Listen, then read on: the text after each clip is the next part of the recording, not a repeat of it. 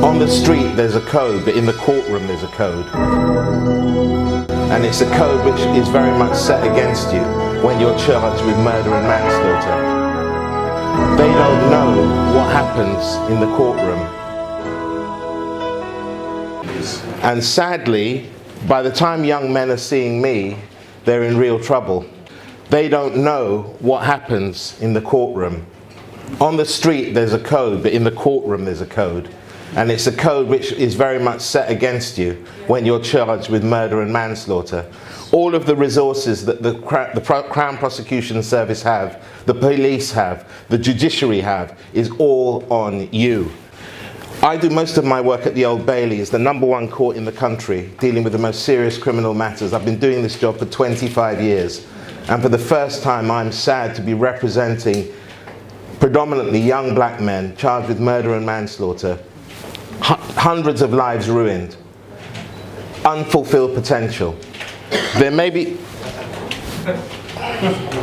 some notoriety in being in a famous court where many historic cases have been heard, but it comes with unspoken fear by those on trial. I get to see the young men who have all the bravado out on the street, but when they're in the courtroom, when they're down in the cells at the Old Bailey waiting to speak to me, they are trembling. They're children. Their children appearing in an adult court.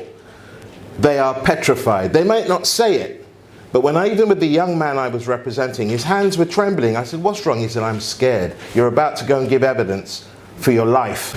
A jury of 12 men and women selected at random and a senior judge, 12 people who don't even know you, know nothing about your circumstances, but they may judge you on the way that you speak, they may judge you on the way that you appear, they may judge you because of something they read in the paper last week, or even the same morning on their way to court about someone being stabbed. You're putting your life as a young person in those 12 people's hands. And I mean your life.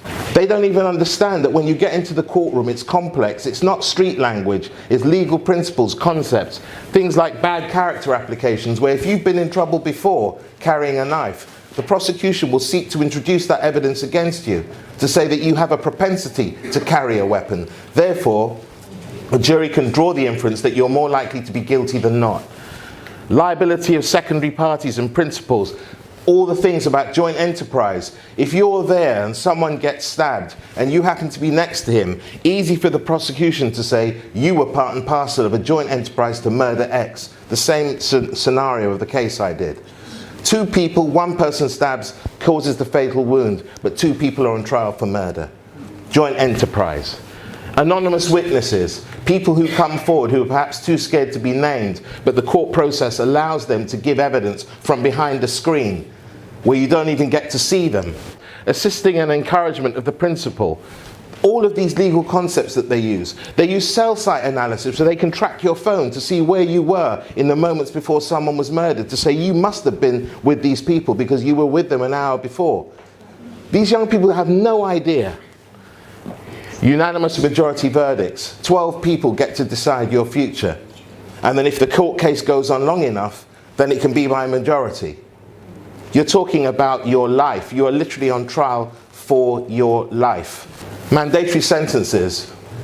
Young kids carrying knives. I don't mind, I can bust that. I can do 6 months, it's no problem. But when you're convicted of murder, like the young 17-year-old who was last week in the case I just finished, 17, convicted of murder, and I looked in his family's face who was sitting in the public gallery, realizing that she sees her son as a teenager, but she won't see him till he's a 40-something-year-old man.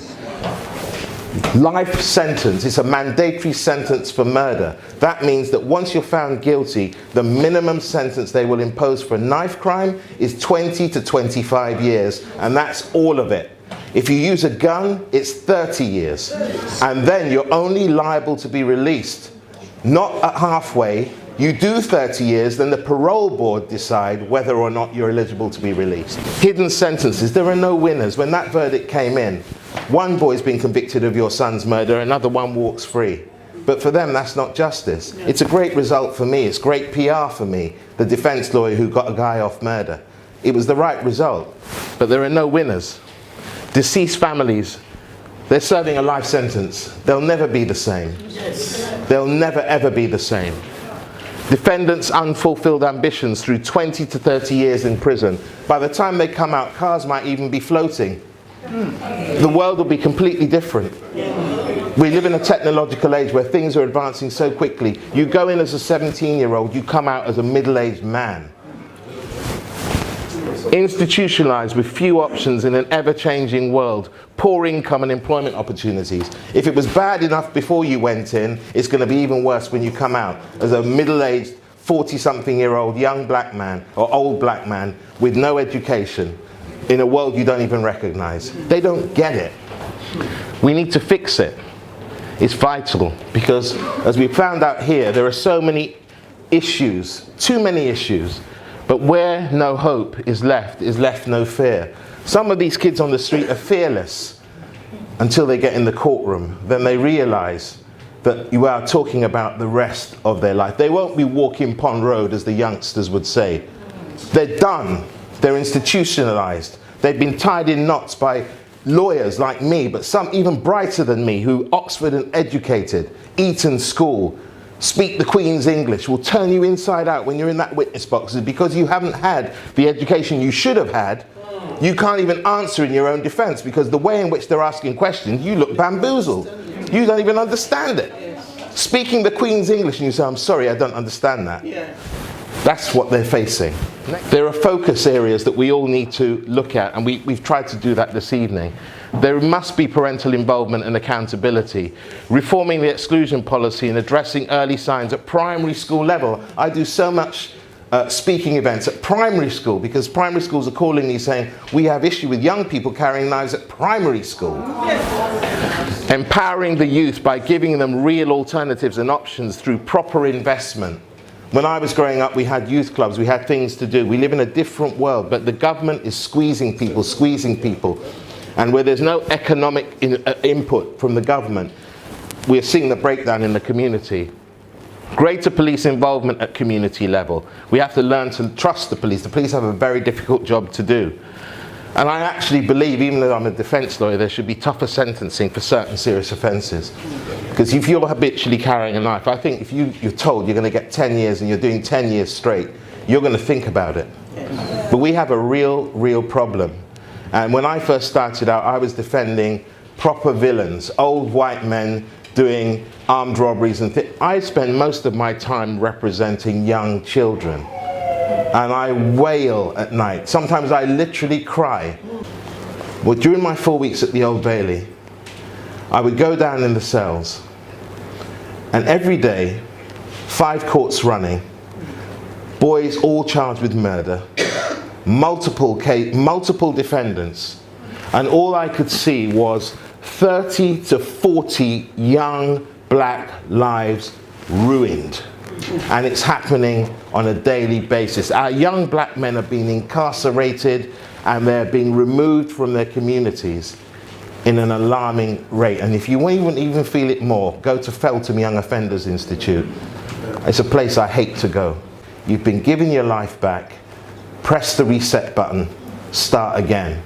I'm here for as long as you need me to be here. And all of us, it's incumbent on all of us in this community to take young people under our wing, listen to them, engage with them, understand them, and hopefully we can not perhaps eradicate the whole problem, but we can save a young person's life so that they can go on and fulfill the destiny that they've been called for. Thank you. Street, there's a code, but in the courtroom there's a code. And it's a code which is very much set against you when you're charged with murder and manslaughter. They don't know what happens in the courtroom.